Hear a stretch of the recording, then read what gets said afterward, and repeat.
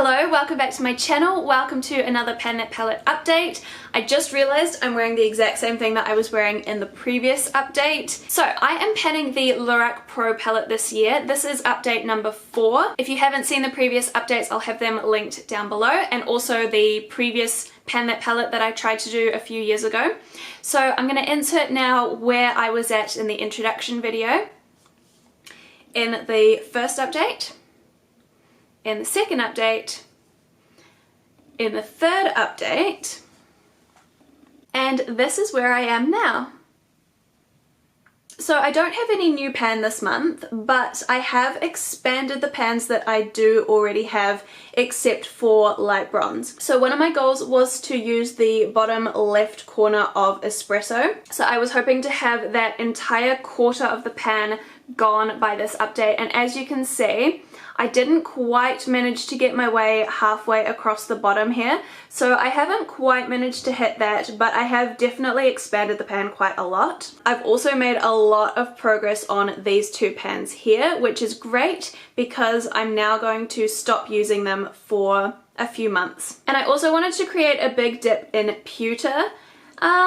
There is definitely a dip there. I don't know that I would call it big, but it's definitely visible. We are now at the midpoint of the year. I'm definitely not halfway through this palette, but I think for me, I'm doing pretty well. So what I'm going to do now, instead of using cream and champagne, I'm gonna swap over to white and nude because it's like the middle of winter now. So I can probably get away with using white to set my eyeshadow primer, considering I cover it up with shadows anyway, and also using nude as my highlighting shade for my inner corner, brow bone, and also my face highlighter. Since it is winter, it's the right time of year to be using the lightest shades in the palette. So unfortunately that means while I'm starting to use these two, you won't be seeing any more progress on these two here, but hopefully I'll be able to get some dips and some pans going in these quite quickly. I'm not expecting to have pan in the next month, but I'm hoping for some good dips, especially in white if I'm using that to set my eyeshadow primer every day. I am going to continue with the same eye look that I've been doing for the last couple of months. So that is taupe as a transition shade, sable to deepen it up a little bit, and pewter as my main lid shade.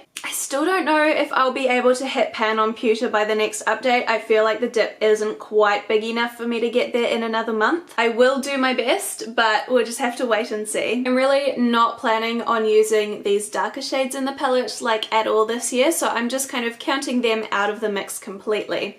But anyway, for the next update, I think the goals that I'm going to set are to have a good dip in white at least, hopefully nude as well, be pretty close to hitting pan on pewter, so have like a really big dip. And I don't really know about espresso. I really just want to make the pan bigger. I don't really know what direction I'm going next. I might go up rather than across, just for a bit of change of pace. And then I'm going to continue using taupe as my bronzer shade, and then mixing light pink and mauve together as my blush. That's pretty slow progress because I only use them in that way maybe once a week, but it at least means that I'm getting some use out of those shades that I otherwise wouldn't be using for my eye looks. And that is update number 4, short and sweet as always. I hope you enjoyed watching this video, and actually that was 2 makeup videos in a row, wasn't it? That's very unusual for my channel. We will be back to our regular fashion and style content from my next video. So thank you for watching, and I will see you next time.